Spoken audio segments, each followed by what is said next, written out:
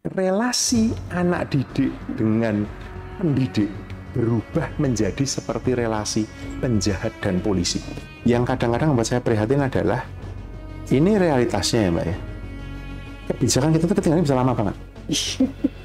Kalau tidak salah ya, saya lupa tahun persisnya, kalau saya tidak salah ingat, Harvard Business Review 2015, itu mereka punya satu case study dan dia menunjukkan bahwa apa yang dijanjikan oleh teknologi informasi itu, jadi kemajuan teknologi itu, ternyata tidak diikuti dengan peningkatan penghasilan rumah tangga. Yang sekarang banyak sekali mereka justru memimpikan pekerjaan sebagai freelancer. Betul. Mereka merasa hidupnya lebih fleksibel. Benarkah fleksibel atau mereka dieksploitasi?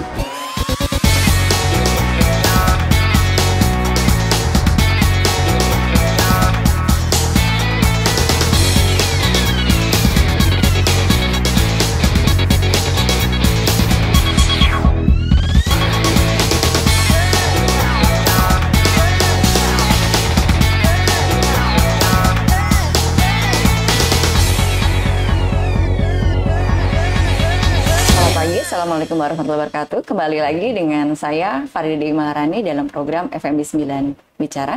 Hari ini saya didampingi oleh seseorang yang spesial nih, karena pengalamannya cukup banyak ya Pak ya.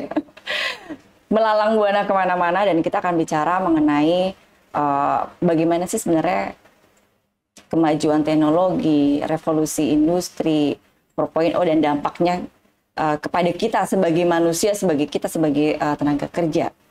Hari ini saya didampingi oleh Pak Yanwar. Selamat pagi Pak Yanwar. Selamat pagi, selaku koordinator tim ahli Seknas SDGs Bappenas ya Pak ya. Benar. Panjang sekali ternyata. Panjang, iya. Iya Pak. Pertama nih Pak, kalau kita melihat ke belakang, sebenarnya ini revolusi bukan yang pertama kali terjadi. Pada satu, ada dua, ada tiga, dan sekarang disebutlah revolusi yang keempat. Apa sih Pak yang membedakan antara revolusi keempat ini dengan revolusi yang lain yang sangat signifikan sekali Pak? Gini, kalau kita bicara mengenai revolusi industri gitu, sesuatu itu disebut revolusi karena dia secara mendasar mengubah social fabric, konstruksi sosial bagaimana masyarakat berhubungan. Mendefinisikan ulang peran itu kan. Revolusi industri sebelumnya itu bicara mengenai otomatisasi, gitu kan? Bagaimana pekerjaan-pekerjaan manusia oleh mesin itu bisa menjadi lebih simple, diotomatisasi. Revolusi industri keempat yang ditandai dengan perkembangan teknologi ini disebut sebagai revolusi karena perkembangan teknologi, khususnya teknologi digital, ini bahkan secara mendalam itu mengubah substansi relasi antar manusia. Hubungan antara pekerja dengan pemberi kerja mesti didefinisikan ulang. Hubungan antara mahasiswa dengan dosen mesti didefinisikan ulang. Bahkan hubungan di keluarga. Dan terdampak karena teknologi ini. Itu mengapa dia disebut sebagai sebuah revolusi. Bahwa kemudian nyambungnya ke industri adalah salah satu aspeknya. Tapi saya ambil contoh yang paling sederhana ya Mbak ya. AI. Ini yang sekarang semua orang ribut ini. Artificial Intelligence. Semua orang ngomong tentang AI. Saya ini dosen juga. Selain di Bappenas, saya dosen. Dulu, ketika saya masih ingat zaman seolah-olah kayak udah lama ya Mbak. Tapi saya masih ingat saat-saat dulu itu ya, sebelum AI ini. Ketika mahasiswa saya mengirim tugas gitu, paper. Saya kan menilai dan saya tahu bahwa saya ini anak mahasiswa saya, saya beri masukan itu. Tapi sekarang dengan AI, yang terjadi ketika mahasiswa saya submit paper. Ini benar dari mahasiswa? Dan papernya bagus. Saya curiga, ini jangan-jangan paper ini dibuat oleh AI. Maka saya copy paragraf yang saya duga dari AI itu, saya masukin ke ChatGPT. Saya tanya, did you write this? ChatGPT jawab, Mbak. Kalau dia pernah ditanya, dan dia akan mengatakan bahwa dia pernah atau tidak. Dan ketika case itu ketahuan, mahasiswa yang lain lebih pintar lagi. Setelah dari ChatGPT, dia masukkan ke Quillbot untuk di-refresh. Dan saya jadi makin susah kan. Dulu relasi antara pendidik dan anak didik adalah mereka yang antara orang yang mengerti sesuatu lebih dulu dan mendampingi. Sekarang berubah menjadi seperti polisi dan penjahat. Ini mendasar loh ini. Relasi anak didik dengan pendidik berubah menjadi seperti relasi penjahat dan polisi. Ini mendasar. Teknologi yang sama membuat hidup kita lebih mudah dengan apa namanya ride hailing services kan, Gojek sama macam itu. Betul. Itu mengubah relasi industrial. Betul. Tidak ada lagi pekerja, yang ada adalah mitra kan. Betul. Dan kalau Anda adalah mitra saya, ngapain saya memenuhi hak Anda sebagai pekerja? Wong Anda mitra kok. Relasi industrial yang dulunya adalah pekerja dengan semua hak-haknya hilang. Maka pertanyaan kita, menurut saya, lebih mendasar adalah teknologi digital, perkembangan revolusi industri ini selalu punya dua sisi. Ya kan? Ada sisi di mana hidup kita lebih mudah, hidup kita lebih baik, hidup kita lebih nyaman gitu ya.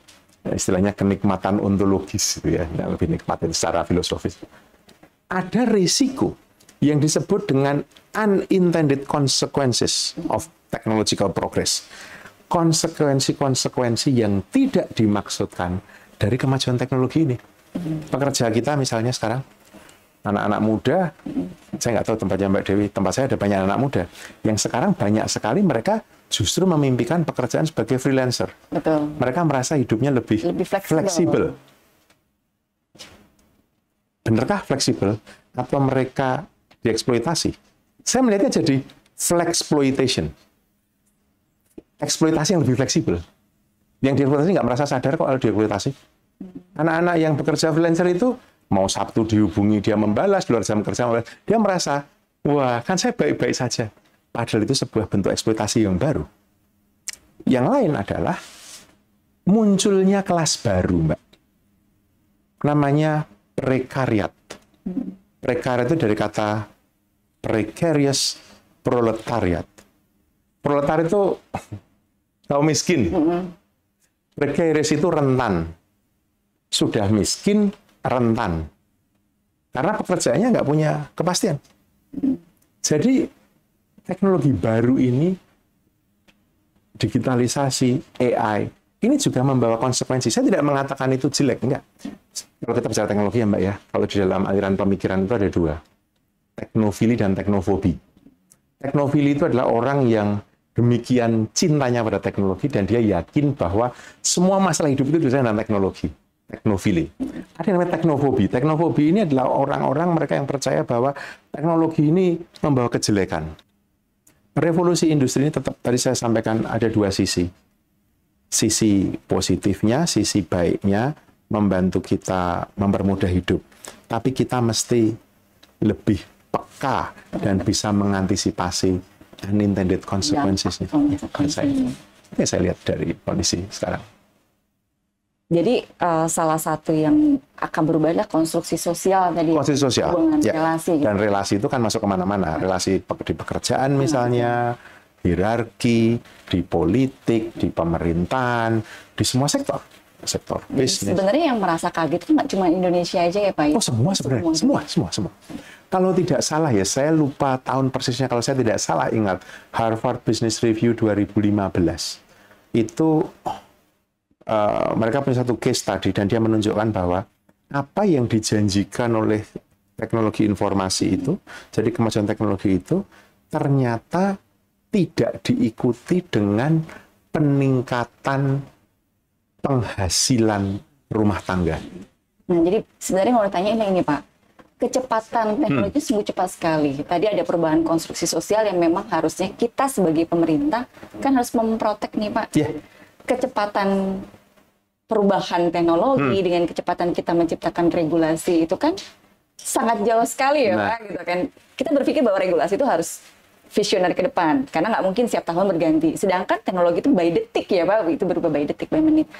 Bijaknya harus seperti apa sih? Karena kan tadi Bapak mengatakan bahwa ada yang dirugikan, mereka nggak tahu kalau ternyata mereka dieksploitasi, padahal mereka bilang adalah fleksibel misalnya gitu. Ini pertanyaan yang menghantui semua pembuat kebijakan, Mbak. Karena memang pertama saya kira kita mesti berdamai dengan fakta bahwa memang policy itu selalu lebih lambat. Jadi kalau realitasnya ada di sini gitu ya, termasuk perkembangan teknologinya, itu biasanya refleksi akademik itu setahun, 2 tahun di belakang. Jadi ketika AI muncul, jurnal tentang AI itu baru muncul setahun kemudian. Ketika Project Genome selesai, misalnya diskusi akademik mengenai pemetaan gen manusia itu baru setahun setelahnya. Kebijakan biasanya terlambat 2-3 tahun. Baru setelah 2 tahun, 3 tahun kemudian Project Genome selesai, orang mulai bicara bagaimana siapa yang boleh punya hak mengkapitalisasi ini, apakah ini dikuasai oleh negara atau bukan gitu kan? Yang di sini nih. Tapi di dalam konteks Indonesia, yang kadang-kadang membuat saya prihatin adalah, ini realitasnya ya Mbak ya. Kebijakan kita tuh ketinggalan bisa lama banget. Yang kasus kemarin Gojek pun juga sampai sempat ribut dulu baru bisa kebijakan dikeluarin ya Pak ya? Exactly. Tadi yang saya sampaikan tadi. Ketika dunia sekarang sedang sangat concern bagaimana AI itu mempengaruhi status pekerja, lalu bagaimana regulasi menyikapi itu? Ketika dunia sudah mengurusi AI, mengurusi precision medicine, mengurusi kombinasi antara drone dengan face recognition dan itu, kita di sini masih sibuk bicara mengenai tadi partner Gojek atau Grab itu pekerja atau bukan ya? Kalau kita naik Gojek atau kita naik Grab Ride, itu kendaraan roda 2 itu transportasi umum atau bukan? Kan jauh banget ini. Dunianya di sini. Ya, kebijakan ini belum kita. Nah, itu yang menurut saya tantangan. Kita mesti rendah hati sebagai pemerintah bahwa kita mesti lebih responsif. Menurut saya, Mbak, mengejar kemajuan teknologi akan percuma. Jadi kebijakan itu justru bukan spesifik mengejar teknologi, tapi mesti menjadi pagar agar hak warga negara itu terlindungi, menurut saya. Nah, warga negara ini, karena teknologinya kan cepat banget Mbak berkembangnya. Kalau kebijakan tentang AI, kebijakan, wah ini kita kan setengah mati, ini kejar-kejarnya nggak ngajar. Tapi kalau kita punya kebijakan yang jelas, misalnya bahwa misalnya relasi kerja didefinisikan sebagai, dan itu seringkali kebijakan-kebijakan itu adalah kebijakan yang di luar ranah digital malah. Kita mesti mawas diri, mengakui, ya memang kita ketinggalan jauh kebijakan. Tapi itu justru menjadi wake up call bagi kita agar pembuat kebijakannya makin pinter, membuat kebijakan yang lebih antisipatif, bukan pada kemajuan teknologi, tapi pada unintended consequences tadi. Dan itu lebih mudah. Dalam pengertian gini, lebih mudah itu lebih mudah diimajinasikan. Kita mungkin susah mengimajinasikan teknologi baru yang akan muncul apa, tapi kita bisa mengimajinasikan unintended consequences, dampak pada pekerja, dampak pada lingkungan, dampak pada relasi, kayak gitu-gitu. Artinya pemerintah harus lebih bijak ya Pak? Yes. Kemudian dan lebih pinter. Lebih pintar, harus sih. Karena lebih pintar dari sekarang, bukan lebih dari orang lain. Lebih pintar dari swasta, enggak. Lebih pintar dari dirinya sendiri sekarang. Nah, ini kalau misalnya dikaitkan dengan tenaga kerja nih Pak. Ya. Tenaga kerja. Ketika industri sudah mulai berkembang, akhirnya semua menggunakan teknologi, yang jadi permasalahan kita saat ini kan manufacture yang menyerap tenaga kerja. Yes. Nah, itu sebagai, tadi saran Pak Yanuar, kita harus lebih bijak ya. Apakah memang kita memfasilitasi teknologi, mau tidak mau SDM yang harus mengikuti, artinya banyak yang tidak terserap, ataukah memang sebenarnya kita memprotek pembatasan terhadap teknologi sehingga penyerapan tenaga kerja tetap terserap? Ini perlu mikir Mbak menjawab ini. Maksud saya bukan tadi saya nggak mikir ya, saya juga mikir. Tapi gini, maksud saya gini. Jadi lagi ini kan double edge. Jadi sisi yang berbeda dari mata uang yang sama. Mata uangnya namanya kemajuan teknologi, revolusi industri. Di sini dia membuat produktivitas makin tinggi. Sisi yang lain, kalau dijalankan, ini pasti banyak layoff ini. Kan sangat terutama manufaktur kan. Betul. Karena manufaktur itu punya ciri khas, kebetulan S1 saya teknik industri Mbak, jadi saya sedikit ngerti manufaktur itu. Proses manufaktur itu adalah proses yang sangat bisa dikodifikasi proses yang sangat bisa diotomatisasi, proses yang sangat bisa faktor manusia itu diganti oleh mesin. Jadi yang pertama terdampak pada perkembangan teknologi most likely adalah sektor manufaktur. Dari satu lini produksi 5-10 orang, karena jig and fixture menjadi cuma 2 orang, kemudian jadi nggak perlu ada orang, gitu kan? Dan ini bisa merambah dan sudah terlihat merambah ke jasa. Dulu pintu tol itu ada penjaganya, sekarang nggak perlu. Itu contoh. Nah, balik ke manufaktur. Manufaktur menjadi paling terdampak karena manufaktur itu manufaktur yang lama adalah manufaktur yang mengandalkan manusia sebagai pekerja. Tapi industri manufaktur di dunia atau di negara yang lebih modern makin berkurang kan orangnya. Betul. Semua diganti mesin. Karena tadi saya bilang tadi, ciri manufaktur adalah pekerjaannya repetitif, pekerjaannya bisa dan lain-lain. Tadi saya bilang codifiable gitu. Nah, kalau ditanya kemudian Indonesia gimana? Indonesia sekarang ini kan menghadapi persoalan deindustrialisasi dini. Terlalu cepat kita ini meninggalkan industri, khususnya manufaktur. Betul. Karena kita mungkin tergoda pada industri jasa. Tapi Mbak, di negara yang maju, industri jasa itu berkembang setelah industri manufakturnya itu mature, mateng, maka muncullah jasa untuk mendukung manufaktur. Fenomena yang terjadi pada kita adalah mereka yang dari sektor primer, pertanian, mau pindah ke sektor sekunder, manufaktur, industri, entah gagal, tidak berhasil, tidak sesuai dengan harapan mereka, kemudian mereka sudah menjual sawah, pindah ke kota, gitu kan. Kemudian mereka di situ nggak dapat apa yang mereka mau, kemudian terpaksa masuk ke sektor jasa yang nilai tambahnya rendah. Fenomena ini namanya tersierisasi. Munculnya sektor tersier, jasa, bukan karena jasa yang bernilai tambah tinggi, tapi bernilai tambah rendah karena masuk ke sektor sekundernya gagal. Contoh, ini tidak mau merendahkan pekerjaan ya. Starbucks keliling, porter. Dengan segala hormat, sekali lagi, bukan masuk merendahkan pekerjaan ya Mbak, tapi nilai tambahnya rendah. Office boy. Kalau Anda ke hotel itu, apa namanya itu? Room boy. Anda di hotel di negara maju, bawa sendiri tas sampean. Nggak ada yang ngurus itu. Karena di sektor jasanya adalah jasa dengan nilai tambah tinggi. Ya kan? Nah, ini simalakama bagi Indonesia. Saya paham yang tadi Mbak Dewi tanyakan. Karena kalau kita mau mengejar Indonesia emas sebagai cita-cita besar ya 2045, kita mesti tumbuh 7%. Satu, kita mesti melakukan reindustrialisasi. Mesti. Nggak bisa nggak, Mbak? Kalau kita nggak melakukan reindustrialisasi, saya nggak yakin kita bisa tumbuh 6-7%. Kecuali kita mau mengeksploitasi sumber daya alam kita. Balik seperti zaman Pak Harto dulu. Dan I don't think kita mau ke sana. Ya kan? Dua, mengejar 6-7%, however, ekonominya tidak bisa ekonomi seperti sekarang ini. Mesti yang disebut dengan knowledge-based economy. Ekonomi berbasis pengetahuan. Satu sisi butuh reindustrialisasi, satu sisi ini mesti knowledge-based. Maka harusnya reindustrialisasi kita memang terotomatisasi. Pertanyaannya besar banget dan penting banget. Lalu pekerja kita yang banyak ini mau dikemanakan? Iya, Pak. Saya juga tidak punya jawaban yang akan clear cut menjawab pertanyaan ini.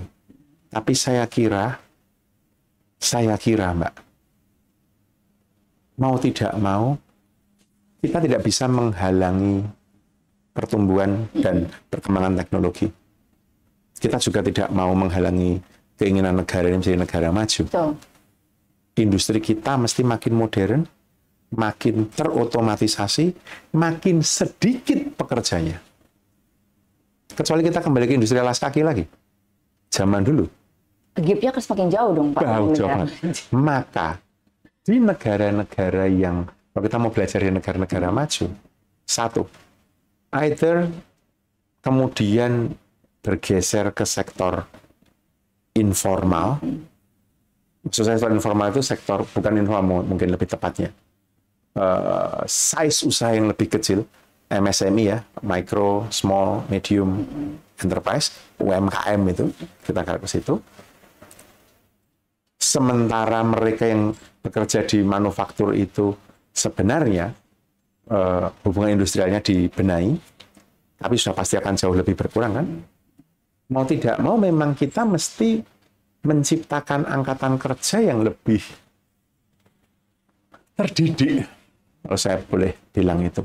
Saya sampai perlu menarik napas panjang, Mbak, karena begitu kita ngomong kayak gini, obsesi kita ini kan sekolah di universitas. Di negara yang makin maju, kalau Anda lihat, Mbak, yang lebih banyak berkembang adalah vocational education. Jadi orang itu didorong mengembangkan minatnya ke area-area yang produktif, tidak harus jadi sarjana. UMKM by definition juga seperti itu kan. Tidak semua mesti S1. Kita tidak. Kita masih punya bayangan di kepala kita, harus S1, harus S1, harus S1. Semakin tinggi sekolahnya, semakin derajat martabatnya dinilai lebih tinggi. Dinilai lebih tinggi. Tapi mencari pekerjaan, belum tentu lebih gampang. Teknologi nggak bisa dinafikan, harus dijalanin ya Pak ya? Ya. Misalnya gini, tadi seniman tadi, yang akan dibutuhkan ke depan adalah mereka yang menguasai misalnya sound engineering, ya kan? Menguasai itu, karena para pekerja-pekerja seni itu juga pasti akan melawan lah ya, nggak mungkin. Dan mereka proses-proses digital ini kan makin kenceng ini. Betul. Meskipun orang mengatakan AI cepat mengerjakan, tapi saya setuju bahwa AI itu soulless, soulless itu nggak punya jiwa. Saya kira akan kembali masa di mana orang tahu bahwa AI itu punya keterbatasan, bahwa AI tidak bisa mereplikasi jiwa, bahwa AI tidak bisa mereplikasi semangat. Di saat itu, pekerja-pekerja digital ini yang dibutuhkan adalah keterampilan-keterampilan yang membantu ke situ. Dan itu mestinya disiapkan lewat pendidikan vokasi. Menurut saya, Mbak, arah ke depan, kalau pertanyaan tadi adalah manufaktur, ya kita akan menyaksikan di sektor manufaktur akan ada banyak layoff. Kita akan menyaksikan bahwa pertumbuhan atau banyak orang yang mungkin lulusan S1 tidak terserap ke lapangan kerja ke depan. Saya nggak, keuntungan Indonesia mungkin karena kita agak lambat ya dibandingkan negara maju, mungkin masih pelan-pelan. Jadi mungkin masih ada, misal masih bisa bekerja di perkebunan, masih bisa bekerja di peternakan, masih bisa. Tapi bekerja di manufaktur, ya mungkin yang sifatnya mass production seperti yang ada di Balaraja, di Tangerang, di Cikarang, di mana mungkin masih. Tapi pelan-pelan mereka akan makin maju, dan akan terjadi layoff pelan-pelan. Mumpung masih agak lambat, pemerintah bisa mulai mengantisipasi ini. Misalnya reskilling, upskilling, kayak gitu-gitu. Bicara soal Indonesia Emas tadi Pak, Indonesia Emas, kemudian harus mengejar industri yang base-nya ada knowledge base ya Pak? Ya, knowledge base ekonomi ya. Kemudian bicara SDGs juga nih Pak. Kan Indonesia itu kan luas ya Pak? Sangat. Gap teknologinya juga terlihat sangat tinggi. Nah, untuk mengejar Indonesia Emas dengan gap yang sangat besar tersebut, itu bagaimana Pak nasib teman-teman kita yang ada di 3T kalau kita nyebut ya Pak ya? Di mana mereka mungkin teknologi juga tidak tersentuh dengan baik, apalagi untuk tadi skill ya Pak, skill berkaitan dengan teknologi. Ini bijaknya seperti apa nih Pak harusnya Pak? Tentu pola treatmentnya akan berbeda dong Pak ya? Tentu sekali. Nah justru itu, saya mau mulai dari sini, treatmentnya berbeda. Kalau kami di Seknas SDGs ya, bersama dengan teman-teman dari Bappenas, dan sebenarnya juga dengan teman-teman global, tapi sangat kuat didorong di Indonesia. Ada strategi namanya melokalkan SDGs.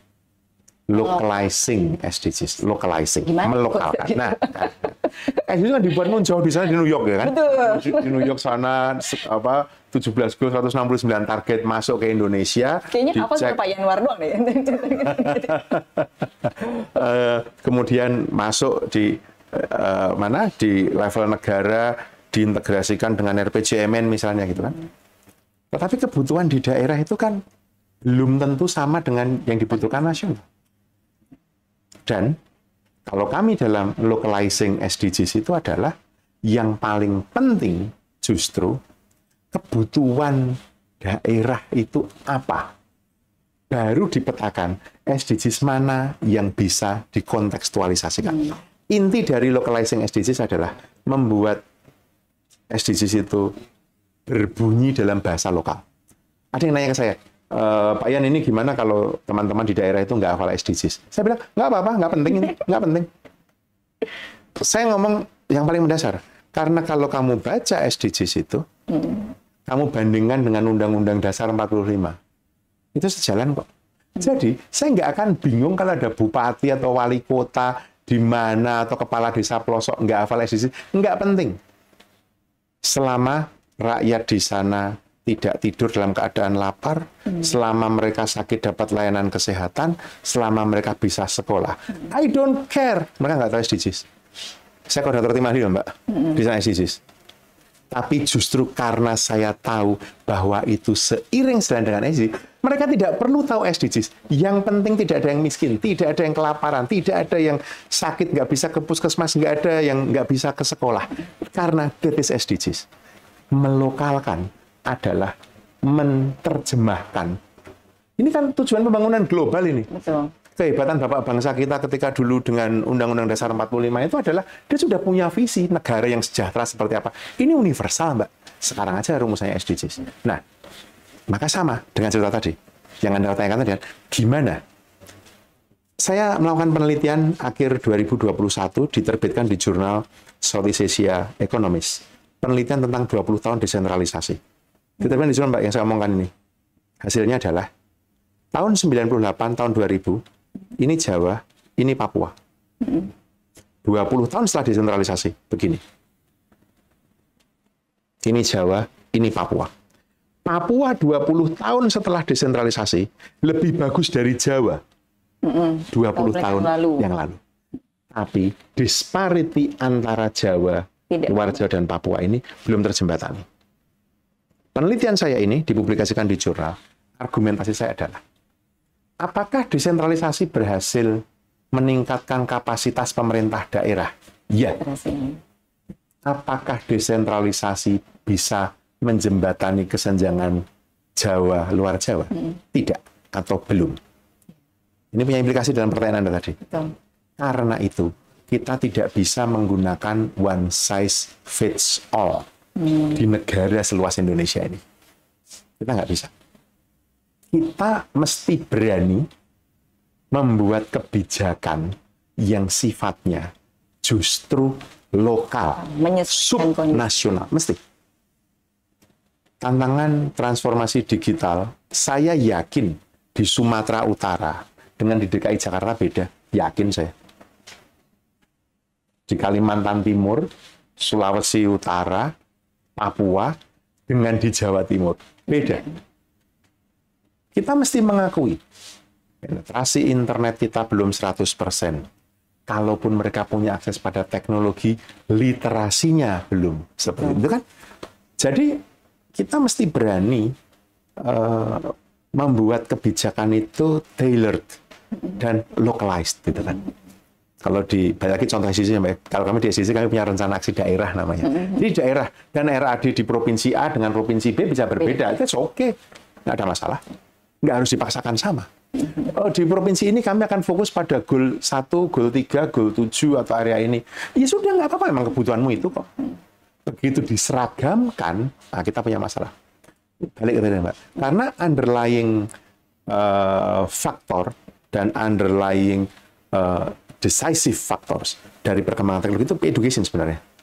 Yes. Kalau rate education kita masih seperti sekarang ini, berat, Mbak, mengejar ketinggalan. Jadi gini, kita bisa punya teknologinya, tapi sikap, cara hidup, dan kelakuannya itu nggak nyambung dengan teknologinya. Saya pengen cerita. Zaman dulu, tapi cerita ini kira-kira 15-20 tahun yang lalu ya, tapi bisa dicari paralelnya. Email dan telepon. Saya masih ingat zaman itu, kira-kira ya juga cukup lama, ternyata sudah cukup tua juga saya. 15-20 tahun ketika saya PhD saya itu kan. Case-nya adalah, saya ambil contoh, pernah nggak kamu mengirim email, emailmu belum dibalas, terus kamu telepon orang yang kamu kirim email. Kamu terima emailku nggak? Sorry belum buka. Isinya apa emailmu? Terus dijelasin email kata lo.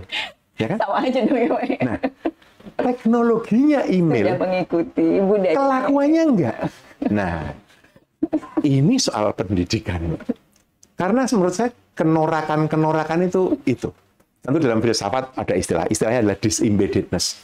Disembeddedness itu ketercerabutan. Anda tadi bilang kan, kepemilikan teknologi, perkembangan teknologi itu begini kurvanya, eksponensial, kalau nggak S. Tapi perkembangan sosial, budaya, itu linear. Artinya, untuk setiap setiap saat, gapnya makin gede, makin gede, makin gede, makin gede, makin gede. Dia punya teknologinya, kelakuannya masih di sini. Mobilnya Audi, tapi knalpotnya dibuat stereo. Orang mengatakan cool, enggak cool, itu norak. Kasarnya, duit punya, otaknya nggak nyampe. Nah, itu loh yang kita mau, jangan sampai begitu. Jangan sampai kita punya teknologi negeri ini, tapi masyarakatnya masih gagap, termasuk membuat kebijakannya. Makanya dikejar, Mbak. Dikejar. Mau nggak mau, kalau saya, ini nggak bisa di-bypass masalahnya ya, pendidikan. Intervensi dunia pendidikan harus seperti apa, Pak, untuk menanggapi seperti itu, Pak? Karena sekarang literasi digital kan sudah dilakukan, tapi majority itu kan dilakukan oleh berbagai kementerian dan sangat random, tapi tidak masuk ke dalam kurikulum mungkin seperti itu, Pak. Nah, Oke. intervensi seperti apa, Kita Pak? perlu membedakan menurut saya transformasi digital di pemerintahan, kemudian pendidikan atau literasi digital untuk warga negara. Dua-duanya menurut saya tetap perlu punya strategi di tingkat nasional, tetapi ketika menjalankan mesti localized menurut saya. Oke. Satu. Sebenarnya pada pemerintahan Pak Jokowi periode pertama, kita itu sudah meletakkan kerangka regulasi yang cukup firm. Perpres 1 Data Indonesia, Perpres 1 Peta, dan Perpres mengenai SPBE. Sistem pemerintahan berbasis elektronik. Kominfo kan bareng kami waktu itu. Dulu kan kita bareng-bareng kita membuat ini ya kan. Sudah mulai jalan, Pak. Nah, jalan kan? Ya kan? Nah, pada periode kedua, ini aspirasinya ini mulai dijalankan basis digitalisasi layanan pemerintah. Oke? Ini strategi. Backbone ini harus terlokalisasi sesuai dengan prioritas daerah masing-masing. Tetapi mestinya sudah tidak ada lagi kesenjangan mengenai SIPD misalnya, Sistem Informasi Pemerintahan Daerah, karena sudah terintegrasi. Mestinya kita tidak ribut lagi mengenai integrasi perencanaan penganggaran, mestinya gitu kan, yang kita harap itu terus. Harusnya layanan-layanan publik makin baik, karena kita punya referensi dari NIK subsetnya menjadi DTKS menjadi bagian dari BPJS, dan lain-lain. Mestinya kita ngerti itu semua. Tentu ada masalah sana-sini. Tetapi balik lagi, ketika sampai kita, istilah itu last mile delivery. Jadi kalau kita ngomong kebijakan kesehatan di sini, di ujungnya sana adalah apakah Ibu Wati dari sebuah desa di sini bisa ke puskesmas dan dapat, itu kan last mile-nya. Last mile-nya ini, Mbak, ini sangat-sangat kontekstual dan sangat-sangat lokal. Jadi, transformasi digital di pusat ini mesti bisa diterjemahkan sampai ke tingkat lokal. Kita nggak bisa memaksakan menggunakan entah platform, entah aplikasi, entah apa yang mesti sama persis. Yang kita kendalikan kan dengan satu data kan datanya. Betul. Yang penting metadatanya jelas, yang penting datanya bisa dibagi pakai. You mau pakai apapun juga, nggak apa-apa dulu. Nah, yang seperti ini, Mbak, itu strategi untuk pemerintah. Dan menurut saya pemerintah lebih mudah dikoordinasikan, ya kan? Karena kita dari pemerintah. Yang lebih menantang adalah tadi membangun literasi digital. Tapi sebelum itu mungkin saya tambahin dulu. Salah satu tugas pemerintah adalah memastikan dulu akses, ya kan? Akses internet. Akses terhadap teknologi digital ini, internet ini. Saat ini kita mesti bisa memastikan bahwa makin banyak penduduk, makin banyak warga negara yang bisa mengakses teknologi itu. Akses itu penting. Sama seperti kesehatan ada namanya UHC, Universal Health Coverage. Kita sekarang sedang bicara bagaimana education itu bisa menjadi lebih universal. Menurut saya, dan sekarang di beberapa negara, saya baru pulang tahun lalu dari Estonia, acara Open Government. Di sana, internet itu human rights, loh, Mbak. Di negara itu ada aturannya. Jadi kalau ada warga negara yang tidak bisa connect pada internet, itu violation of human rights. Di negara Estonia, negara kecil itu, di Eropa, dan beberapa negara, Georgia sudah melakukan hal yang sama. Karena orang makin sadar, makin ngerti bahwa informasi itu hak. Nah, tapi sesuatu kita sebut hak, jika ada yang mau memastikan pemenuhannya, yaitu pemerintah, yaitu negara itu kan, maka di kita mungkin yang kita kejar tadi pemerintah, yang kedua adalah akses. Teknologi itu kan satu, availability, tapi yang kedua adalah accessibility. Ketiga, baru literasi. Setiap teknologi, Mbak, ini ranahnya, urutannya 3 ini. Accessibility dulu, jadi availability of access, jadi penetrasi tadi. Yang kedua baru accessibility, bisa diakses nggak? Murah atau tidak? Ada kabel teleponnya, ada jaring internet tapi mahal. Available tapi tidak accessible. Maka yang ketiga adalah setelah available, accessible, baru kita bicara literasi. Literasi ini balik ke pendidikan tadi. Yang menurut saya, Mbak, ini antara local needs dan sector needs. Local needs adalah anak-anak kita dikenalkan literasi digital dari awal, mungkin tidak langsung coding gitu ya, tapi memahami you punya akses pada teknologi, bisa dipakai untuk apa, kayak gitu-gitu. Nah, ini pertanyaan yang sebenarnya menjadi apa ya? Pertanyaan pribadi dan juga mewakili anak-anak generasi muda nih, Pak. Ketika bicara teknologi, kemajuan yang sangat luar biasa, tadi Bapak mencontohkan berkaitan dengan penciptaan lagu.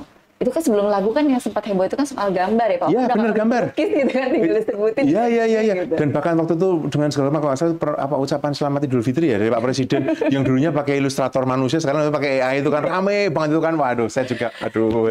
Kondisi sekarang itu anak-anak muda bingung, sebenarnya apa sih yang harus saya siapkan? Atau misalnya sebagai orang tua muda yang masih punya anak-anak yang sadar bahwa anak ini harus disiapkan.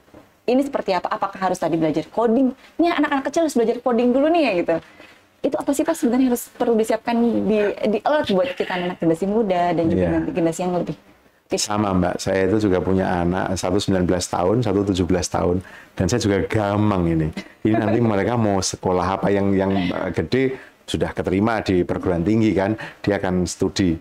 Yang anak saya yang nomor 2 masih mengeksplorasi minat antara musik, olahraga, dan juga bingung kan, ini nanti mau saya sekolahkan S1 atau vokasi. Ini pertanyaan yang sangat valid ini. Karena ternyata kemajuan teknologi yang kita rayakan gitu ya. Wah, ini sesuatu yang wah gitu. Itu deep down membuat kita makin bingung dan galau kan. Wah, nanti terus gimana? Ini nanti mau belajar apa? Hidupnya kayak apa gitu ya. Ada yang guyon malah. Wah, kalau gitu jadi PNS aja deh. Jadi PNS itu malah lebih pasti hidupnya daripada nggak jadi PNS, karena hidupnya selalu banyak pertanyaan dan banyak kegalauan gitu ya, Mbak. Tapi kalau kita mau take it a bit seriously ya, Mbak ya. Saya kok malah kembali ke hal-hal dasar. Kalau kita bicara pendidikan, anak-anak khususnya, Mbak ya. Pendidikan itu kan esensinya itu mendampingi untuk mereka belajar membentuk selera, membentuk keinginan, ya kan, keinginan, hasrat, selera, kemudian kebiasaan, itu kan. Kita tidak bisa melarang anak kita untuk jangan pakai AI, nggak bisa, Mbak. Udah di belakang punggung kita mereka kan pakai. Daripada begitu, lebih baik diberitahu. You mau pakai AI, cara pakainya begini. Kita mesti ngajarin ke mereka etika. Kapan kamu pakai, kapan kamu tidak. Jadi kalau ditanya sebaiknya anak saya belajar apa, kalau saya kok kembali ke persoalan literasi teknologi untuk apa, tapi yang lebih penting adalah soal etika. Bahwa ada batas-batas yang kamu bisa langgar, tapi better if you don't do it. Tantangan ke depan mengajarkan ke anak didik bukan pada advancement of technology, tetapi pada, kalau saya, ethics, karena teknologi itu membawa unintended consequences. Saya bisa bilang pada anak saya, kamu bisa membohongi ayah atau gurumu kalau kamu membuat esaimu pakai ChatGPT. Tapi kamu tidak akan jadi pinter karena itu. Nanti kalau kamu diminta, kamu pasti tidak ada itu, kamu nggak akan pinter. Itu loh, Pak. Yang dari kecil menurut saya, Jadi instead of kita ngajari teknologinya, mereka kan belajar sendiri. Percaya saya Mbak, mereka kan belajar sendiri. Anak-anak sekarang itu Anda expose ke teknologi, mereka belajar sendiri kok. Iya, Sangat cepat. sekali. Yang mereka tidak pelajari adalah etika. Betul. Yang mereka tidak pelajari adalah konsekuensi. Menurut saya. Jadi dalam teknologi itu sebenarnya mereka bisa belajar sendiri karena sudah disiapkan dari luar. Tapi pendampingan itu tidak disediakan oleh teknologi secara langsung ya Pak ya. Dan tidak akan disediakan. Dan itu maksudnya itu urusan kita disediakan. itu. Maksudnya manusia. Jadi orang tua mendampingi anaknya dalam semangat yang sama, government mendampingi citizen lewat regulasi, lewat kebijakan. Pendampingan. Nggak bisa. Seperti orang tua tidak akan bisa ngejar perkembangan teknologi ngajari anaknya.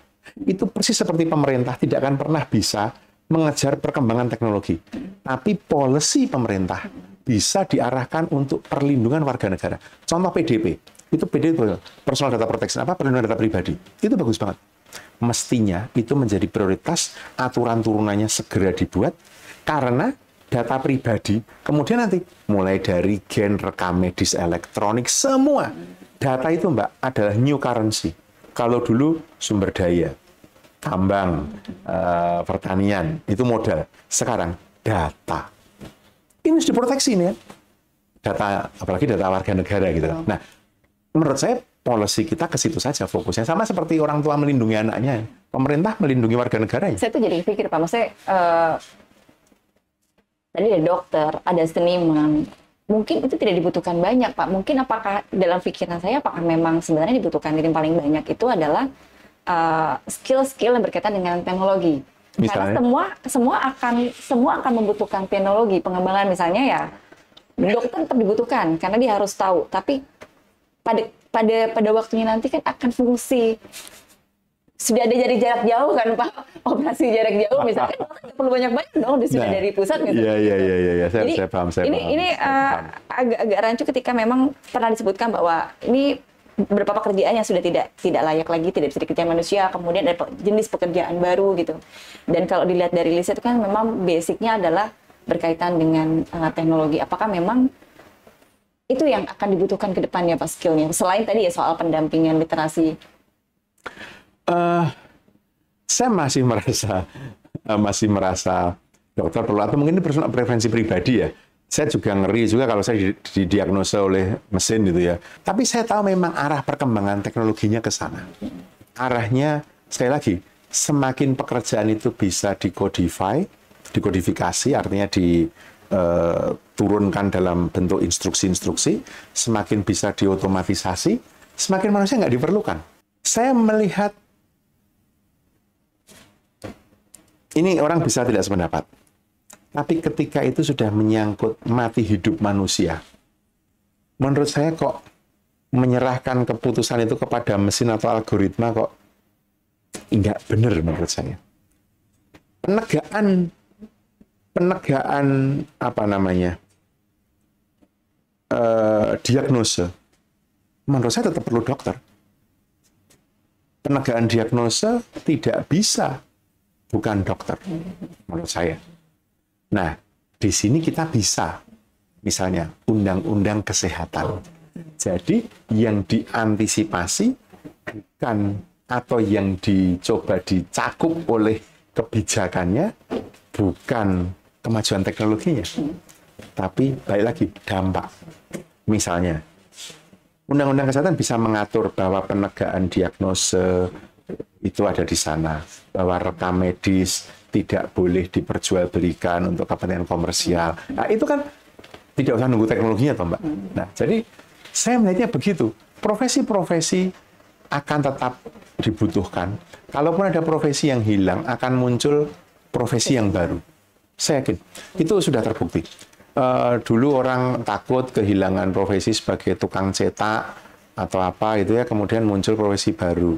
Bahkan wartawan ya kan, dulu dengan konvergensi media dan lain-lain itu sempat nanti pekerjaan jurnalis akan jadi seperti apa. Ini siklus saja Mbak menurut saya. Cuma persoalannya memang kadang-kadang siklus itu, dan dalam siklus itu selalu akan ada korban, ya kan? Dan korban yang immediate menurut saya memang di sektor ketenaga kerjaan. Nah, sekarang bisakah kita mengantisipasi itu? Bisakah kita melindungi warga negara kita yang masih low skill, yang akan terdampak pada kemajuan teknologi? Dan saya kira itu, mumpung kita masih punya waktu ya Mbak, ya, masih ada kesempatan untuk menyiapkan kerangka mau regulasi atau intervensi kebijakan di sini. Jadi anak-anak muda itu memang harus selalu terbuka wawasan mesti. ya, Untuk anak-anak muda mesti. sangat dinamis, sangat cepat sekali, sehingga mereka harus tahu apa yang menjadi kebutuhan kedepannya untuk kebutuhan mereka ke depan. Pertanyaan terakhir Pak, agak sedikit menyimpang dari obrolan tadi Pak. Ini kan ada kalau saya melihat ini ada dua game changer tadi ngobrol ya gitu. Pertama adalah ada revolusi industri 4.0, kemudian ada satu lagi ekonomi hijau. Ya. Saya membayangkan ketika memang kita terhubung dengan internet, itu kan paling mudahnya buat awam itu ketika terhubung dengan teknologi apapun itu akan butuh namanya supply listrik gitu Pak. Sedangkan satu sisi supply listrik saat ini kan memang disuplai dari bahan fosil ya Pak, sebagai fosil. Satu sisi ada green ekonomi. Itu sebenarnya adalah dua game changer yang berbeda kah, atau memang sebenarnya mereka saling support satu dengan yang lain Pak? Gini, lebih tepatnya mungkin bukan di ekonomi hijaunya ya, tapi di transisi energi transition. Kalau ekonomi hijau itu kan lebih banyak, tentu saja ekonomi hijau itu membutuhkan energi yang lebih hijau, tentu saja.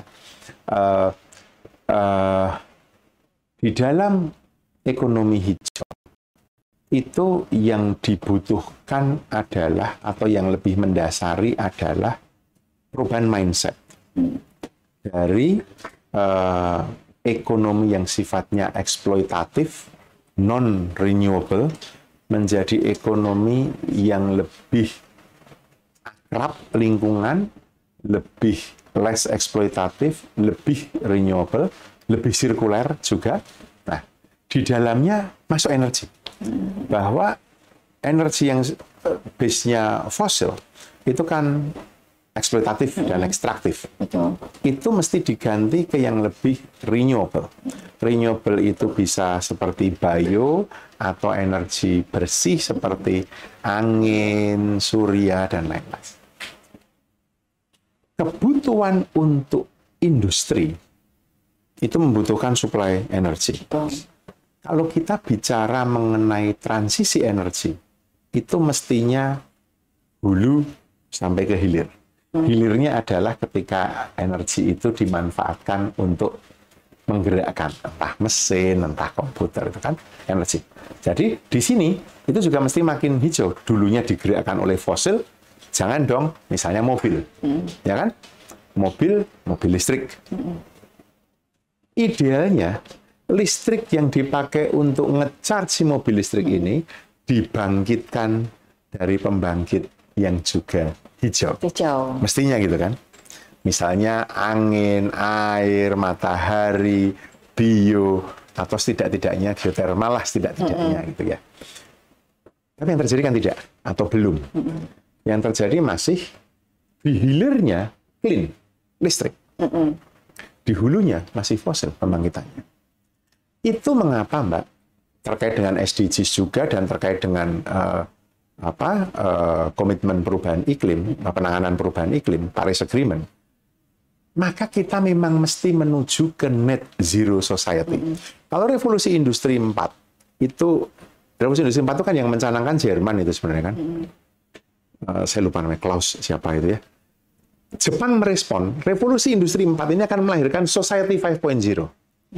Masyarakat yang beyond cerdas atau masyarakat yang beyond inform, tapi harusnya masyarakat yang lebih terintegrasi. Di situ akan muncul collective wisdom dan lain-lain. Ini society 5.0. Ini sebenarnya punya paralel revolusi industri yang melahirkan society 5.0 ini dengan transisi energi mestinya.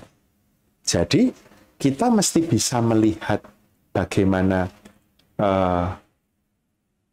energi itu dihasilkan dari NDC, National Determined Contribution, atau kontribusi yang ditekatkan oleh negara untuk melawan perubahan iklim. Salah satunya adalah phasing out fossil fuel. Phasing out Indonesia kan phasing out coal misalnya. Dan kita tadi paralel antara Society 5.0 adalah Carbon Zero. Nah ini sama tadi, Net Zero Society tadi. Itu sebenarnya paralel, Mbak. Jadi sebenarnya kalau Anda bertanya ke saya apakah revolusi industri 4.0 itu sejalan dengan ekonomi hijau? Jawaban saya iya. Karena Society 5.0 hasil dari revolusi industri 4.0 itu adalah masyarakat yang mestinya makin sadar dan bekerja di Net Zero Society, menurut saya. Di sini, kalau tadi Anda mengatakan game changer-nya adalah dua ini. Sekarang saya bukan bicara game changer, tapi saya bicara enabler-nya siapa? Enabler-nya government, bukan swasta. Karena swasta pada akhirnya akan mengikuti kebijakan pemerintah. Kecuali pemerintahnya punya kepentingan, konflik kepentingan dengan swasta atau sebaliknya. Yang kita sering sebut dengan oligarki itu ya. Itu yang mestinya ke depan itu, good governance mesti kita perbaiki, kita mesti ngarep itu. Karena kalau pemerintah committed menjadi enabler, membuat policy yang sound di sini, maka revolusi industri 4 ini akan berjalan seiring dengan transisi energi. Menurut saya. Jadi transisi energi atau ekonomi hijau. Green energy hiu ini masih menjadi komitmen internasional juga ya Pak ya. Dan komitmen Indonesia loh ya. Indonesia mengatakan dan itu ternyata memang bukan hal yang berbeda tapi ada saling mensupport perlu kehilir jadi satu kesatuan ya Pak. Net zero yang kita kan mengatakan kita akan membuat itu nanti kira-kira 5 tahun setelah Indonesia Emas 2050, 2060 gitu kan. Area oke, harus kita dukung. Itu karena menurut saya that's the only way forward. Penutup nih Pak. Closing statement ditujukan untuk generasi muda pertama Pak. Generasi muda. Terus yang kedua untuk pemerintah bagaimana meminimalisir yang ketidakpastian ini yang terus berjalan Pak. Silakan Pak. Terima kasih Mbak Dewi. Saya kira pertama ya ini sudah sangat obvious tapi harus diungkapkan lagi. Masa depan itu milik anak-anak muda. Masa depan itu milik mereka yang sekarang ini kita anggap, kita sebut, kita beri label anak-anak muda. They are the real owner of the future. Karena itu, membangun masa depan itu mesti menempatkan perspektif anak muda ini di dalam gambar itu. Salah satu warna dari kemudaan mereka adalah bagaimana mereka berinteraksi dengan teknologi, khususnya teknologi digital. Karena itu bagian dari menyiapkan masa depan kita adalah menyiapkan anak muda yang melek pada teknologi. Melek itu bukan hanya punya, bukan hanya bisa mengakses, tapi paham. Dan paham itu bukan hanya paham pada manfaatnya, tapi paham pada dampak-dampak yang nggak termaksud tadi. Unintended consequences. Sejalan dengan itu, menurut saya, sama dengan pemerintah. Catching up dengan technological progress itu melelahkan, dan nggak akan bisa kita kejar. Tapi pemerintah mesti ada, mesti hadir untuk melindungi warga negaranya. Jadi perspektif kewargaan ini, citizenship ini Mbak ya, itu mesti menjadi perspektif utama dulu. Bukan perspektif pengguna teknologi atau pasar. Karena seringkali cara kita melihat warga negara ini bias. Ini warga negara atau konsumen. Kalau you nggak bisa membayar, you nggak mendapatkan servis ini. Enggak, kalau kamu warga negara, kamu mendapatkan hak itu. Nah, jadi cara pandangnya mesti pemerintah mesti hadir dan mesti melindungi warga negaranya. Dalam situasi di mana teknologinya maju demikian cepat, kita udah bergeser dari era VUCA, masih ingat ya Mbak ya? VUCA itu kan eranya yang suatu masa yang ditandai dengan volatility, ya, bergejolak gitu, punya uncertain, nggak pasti, C-nya kompleks, E-nya ambiguous, serba mendua. Ini sejak pandemi, VUCA ini geser menjadi BANI. BANI itu B-nya brittle. Brittle itu apa ya? Bahasa Jawanya itu mawut itu Mbak, bahasa Indonesianya apa ya? Brittle. Apa? Bergejolak, semrawut gitu. E-nya anxious. Kalau tadi di VUCA E-nya adalah ambiguous, kalau ini anxious. Anxious itu gelisah terus itu kan. N-nya adalah non-linear dan I-nya adalah incomprehensible. susah dipahami. Ini realitas. Dan teknologi itu dressing itu. Pemerintah senjatanya apa? Kebijakan, Mbak. Kebijakan pertama dan terutama mesti didasarkan pada motif melindungi hak warga. Bahwa ini berkaitan dengan kemajuan teknologi, ya. Bahwa ini berkaitan dengan kemajuan dan lain-lain. Tapi yang paling utama itu. Jadi tidak perlu gamang. Saya sudah juga mengatakan mungkin tetap gamang ya melihat kemajuan teknologi. Tapi sebagai pembuat kebijakan, pemerintah kepala mesti di atas air. Jangan ikut tenggelam. Agar membuat kebijakannya, perspektif perlindungan warga itu menjadi perspektif yang paling utama. Terima kasih sekali Pak Yanwar. Teman-teman, tadi sudah ada banyak yang kita sampaikan. 2 pesan dari Pak Yanwar, itu sebagai generasi muda harus melek teknologi, perkembangannya dan juga dampaknya tadi Pak Yanwar ya. Dan kita sebagai pemerintah dalam menetapkan kebijakan harus merubah perspektif, yaitu perspektif yang hadir untuk melindungi warga negaranya. Sampai ketemu kembali dengan saya Dewi di Forum Merdeka Barat 9 Bicara, Fakta Bicara dari Lingkar Pertama. Sampai jumpa.